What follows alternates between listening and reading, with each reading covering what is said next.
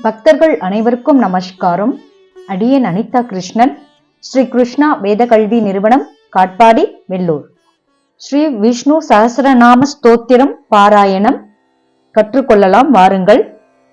பொருளுடன் சேர்த்து கற்றுக்கொண்டு பாராயணம் செய்யலாம்.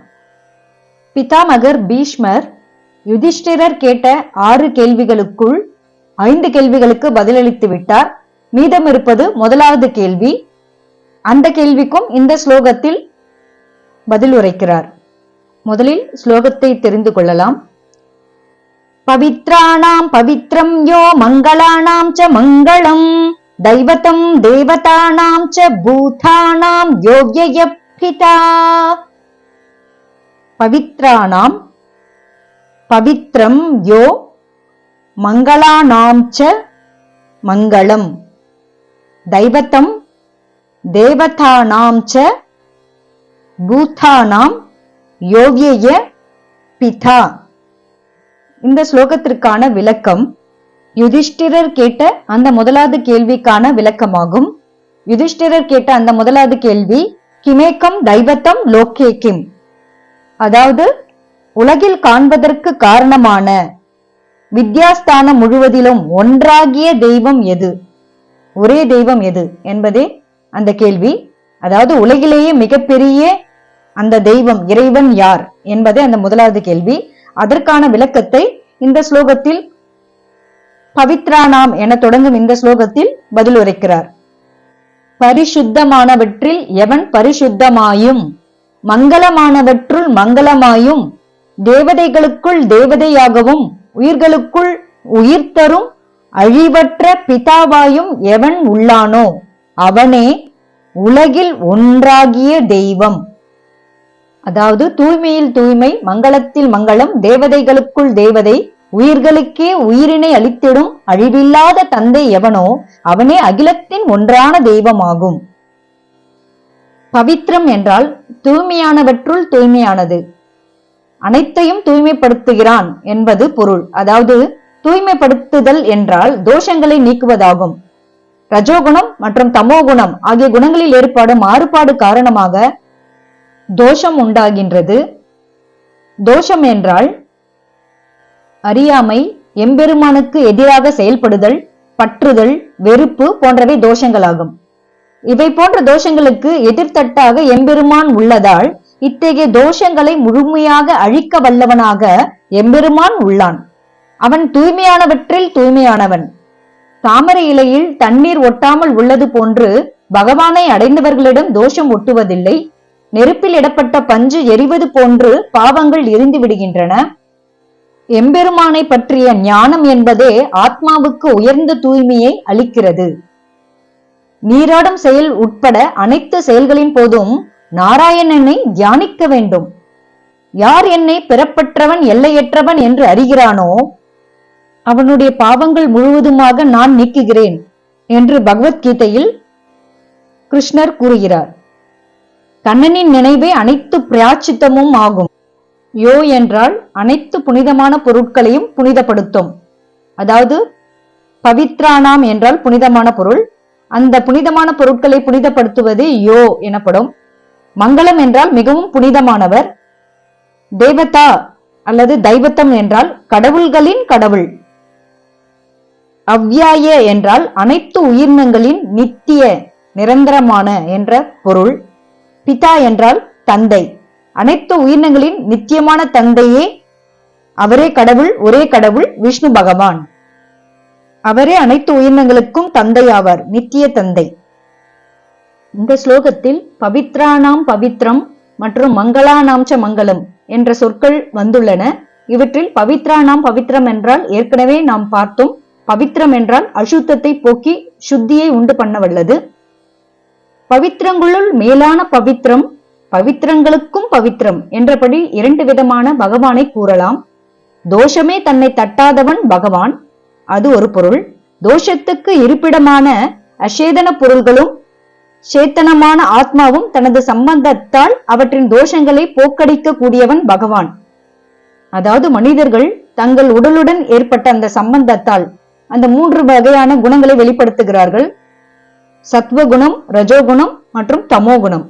இந்த 3 வகையான குணங்களின் காரணமாக அவர்களுக்கு அந்த உடலுடன் ஏற்பட்ட அந்த சம்பந்தத்தின் காரணமாக, அதுவே சம்சாரம் எனப்படும், அந்த சம்பந்தத்தின் காரணமாக உடலுடன் பிறப்பு, இதனால் ஏற்படும் அந்த சம்பந்தம் அவர்களுக்கு காமம், கோபம், விருப்பு, வெறுப்பு, பாகவத அபச்சாரம் முதலிய தோஷங்கள் ஏற்படுகின்றது. இந்த தோஷங்களை எல்லாம் போக்க வல்லவன் பகவான் ஒருவனே. தன்னை மனதில் நினைப்பவர்களின் பாவங்களை அனைத்தையும் பகவான் ஹரி போக்குகிறான். இது முதலாவது அர்த்தமாகும். இரண்டாவது அர்த்தம் பவித்திரங்களுக்கும் பவித்திரம், அதாவது உலகத்தில் சிலவற்றை சுத்தி உண்டாக்க வல்லவனாக கொண்டுள்ளோம். உதாரணமாக கங்கை நீர், இதன் தூய்மை, இது பகவானின் ஸ்ரீபாத தீர்த்தம் என்பதால் இதை தன் தலையில் தாங்கி ருத்ரன் சிவனானான், தூய்மை பெற்றான். அந்தணர்களுக்கு தூய்மை வேதம் ஓதுவதால் ஏற்படுகின்றது. வேதத்திற்கு தூய்மை ஸ்ரீமன் நாராயணன் புகழை விளங்கச் செய்வதால் ஏற்படுகின்றது. பூலோகத்தில் ஸ்ரீரங்கமும் விண்ணுலகத்தில் பரமபதம், இவை இரண்டும் எம்பெருமானின் வாசஸ்தலங்களாக இருப்பதால் தூய்மை பெற்றவை. அடுத்த சொல்லான மங்களானாம்ச மங்களம் என்றால் இனிய தத்துவங்களுள் மேலான இனியவன். இனிய பொருட்கள் என்று அழைக்கப்படுவது பரிமளமுள்ள புஷ்பம், சந்தனம், அகிர்புகை, அமிர்தம், இவை சுபம் என்று கொண்டாடப்படுகின்றன. அழகிலும் இனிமையிலும் இவை பகவானுக்கு துளியேனும் ஒப்பாக இருக்க மாட்டாது. பகவானின் அழகிற்கு இவை எதுவும் ஈடாகாது. இவை எல்லாவற்றையும் விட மங்களமானவன் இறைவன், அந்த விஷ்ணு பகவான். பகவானே அனைத்திலும் விரும்பப்படுபவனாக உள்ளான். நறுமணம் வீசும் மாலைகள், சந்தன குழம்பு, தேவலோக பெண்கள், அமிர்தம் ஆகிய அனைத்தை காட்டிலும் விரும்பப்படுபவனாக உள்ளான். சம்சார தோஷங்கள் நீங்க பெற்றதாகவும், ஆனந்தமயமாக உள்ளதாகவும், ஞானமயமாக உள்ளதாகவும், தூய்மையாக உள்ளதாகவும், எல்லையற்றதாக உள்ளதாகவும் இருக்கின்ற ஆத்மாவை காட்டிலும் விரும்பப்படுபவனாக இவனே உள்ளான், இந்த பகவானே உள்ளான். எனவே மங்களங்கள் அனைத்தையும் காட்டிலும் மங்களமாக இவன் விரும்பப்படுவதால் மங்களானாம்ச மங்களம். இந்த காரணங்களால் இவனே அடையப்படும் உயர்ந்த இலக்காக உள்ளான் என்பதே இதற்கான பொருளாகும். இந்த ஸ்லோகம் தமிழ் வரிகளில்: தூய்மையிலே மிக தூய்மை மங்களத்தில் உயர்ந்தது, தேவரின் தேவன் அவன் என்பார் உயிர்குலத்தின் அழிவிலா தந்தை. அடுத்த ஸ்லோகம்: யத சர்வாணி பூதானி பவந்த்யாதி யுகாகமே யஸ்மிம்ஷ்ச பிரளயம் யாந்தி புனரேவ யுகக்ஷயே. யத சர்வாணி பூதானி பவந்த்யாதி யுகாகமே யஸ்மிம்ஷ்ச பிரளயம் யாந்தி புனரேவ யுகக்ஷயே. இந்த ஸ்லோகத்திற்கான விளக்கம்: எவனிடமிருந்து எல்லா உயிர்களும் ஆதி யுகத்தின் தொடக்கத்தில் பிறக்கின்றனவோ, எவனிடத்தில் யுகத்தின் முடிவில் மீண்டும் மறைவை அடைகின்றனவோ என்று பொருள். யதா என்றால் யாரிடம் இருந்து. எனவே யாரிடம் இருந்து என்பதன் மூலம் பகவானே நிமித்த காரணமாக உள்ளான் என்பது விளங்குகிறது. உதாரணமாக, பானைக்கு நிமித்த காரணம், பானை செய்யும் குயவன் வேண்டும், மண் வேண்டும். மண் இங்கு உபாதான காரணம் என்று அழைக்கப்படும். இவை மட்டும் அல்லாமல் சக்கரம், நீர், சககாரி காரணமும் இருக்க வேண்டும். பகவான் யாருக்கு நிமித்த காரணமாக உள்ளான் என்றால் சர்வாணி. சர்வாணி என்றால் பிரம்மன் தொடங்கி மரம் வரை உள்ள அனைத்திற்கும் பகவானே நிமித்த காரணமாக உள்ளான். எப்பொழுதிலிருந்து நிமித்த காரணமாக உள்ளான் என்றால் பவந்த்யாதி யுகாகமே, முதல் யுகம் தொடங்கி, அதாவது ஆதி யுகம், அதே முதல் யுகம் எனப்படும். முதல் யுகம் தொடங்கி இதன் மூலம் பிரம்மனுக்கு முன்பாக இருந்த காலத்திற்கும் பிரம்மன் அனைத்தையும் படைத்த காலத்திற்கும் இடையே உள்ள வேறுபாடு உணர்த்தப்படுகின்றது. அனைத்தும் இறுதியில் சென்று லயிக்கின்ற உபாதான காரணமாக பகவானே உள்ளான். இதன் மூலம் எந்த ஒரு பொருளும் அதன் உபாதான காரணத்தினாலேயே சென்று லயித்துவிடும் என்று விளங்குகிறது. இதையே மண்பானை உதாரணமாக கொள்ளப்படுகின்றது. பானைக்கு நிமித்த காரணம் குயவன், மண் உபாதான காரணம், சக்கரம் மற்றும் நீர் சககாரி காரணம்.